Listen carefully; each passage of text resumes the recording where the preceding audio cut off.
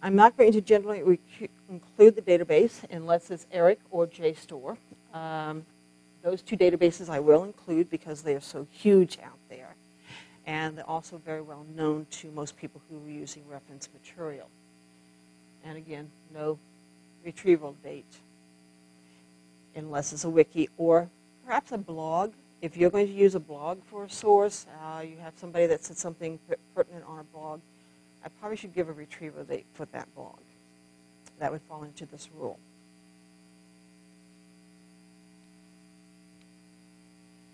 Electronic samples. I like giving you lots of electronic samples because that is what most of you will use most of the time. You will go out to EBSCOhost or ProQuest or just do a general search out on the internet. This first one is a DOI. It's found it online. But because I have a DOI, I don't have to do anything else. I give my general information, give the DOI, and I'm done. That's the beauty of the DOI. Okay. This next one is from the Docky Archive Press. So I'm showing that one. It's a conversation with Alan Burns, and the interviewer was David W. Madden. But notice that Burns is who this source starts with, the person who's been doing the talking. And then I have retrieved from, and I give the web address for this site. No retrieval date. We have this clay source.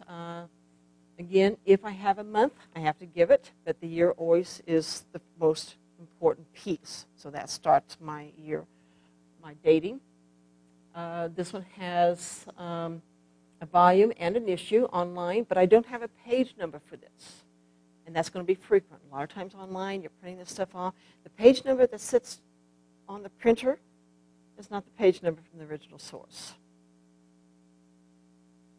I cannot use the printer page number. So those little page 102 or 202 at the top of your pages when you print them out for a source that you found online, those are never used for citation. I can guarantee you, we can probably use 2 or 3 different printers, 2 or 3 different computers and print the same source. And there may be just a hairline, maybe a letter, that fine difference, line for line. And that's why we don't use those page numbers. Okay. The Schotten source, I have, again, something in the square brackets, the DX Reader version, to show that I have a different version of something, and then where I retrieve this from. This is actually out of the United Kingdom. You guys see that one in there? Okay. The silicate source, I have 2 authors. In APA, if I have up to 6 authors, I will give all 6 authors the first time that I use them. And all 6 will always be listed on my reference page. 6. Okay. This one is a journal that was retrieved online. This is from an education source in Australia. This is from an education source, a college in Australia.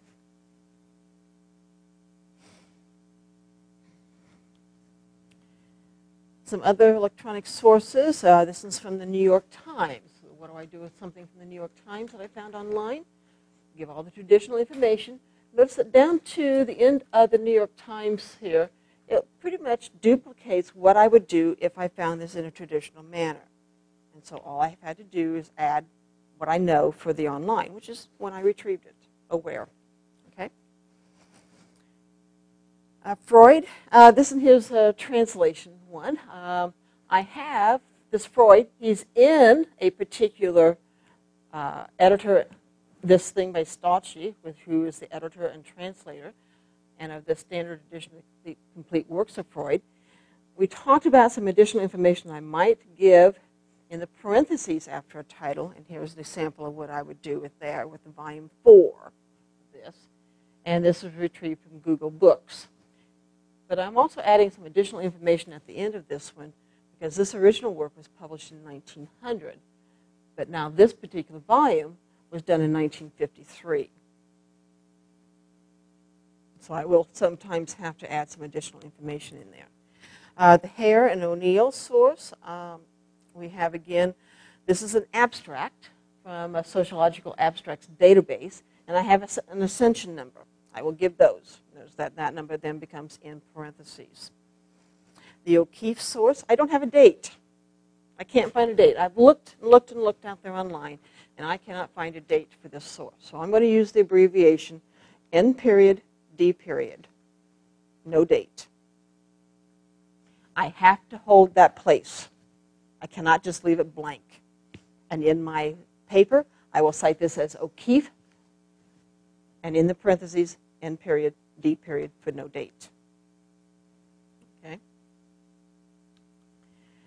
So if you need some additional help, you have some resources here on campus. You can contact me. My office mate, Phyllis Cox. You can contact Leisha Stolt, and we have a new helper this fall, Stephen Huffman. So you can also contact Steve Huffman for additional help. We can refer you to the American Psychological Association manual.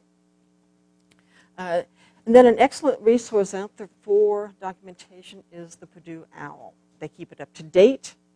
They work very hard at doing this and making sure that it's always current for you, ladies and gentlemen. There we have the basics of APA.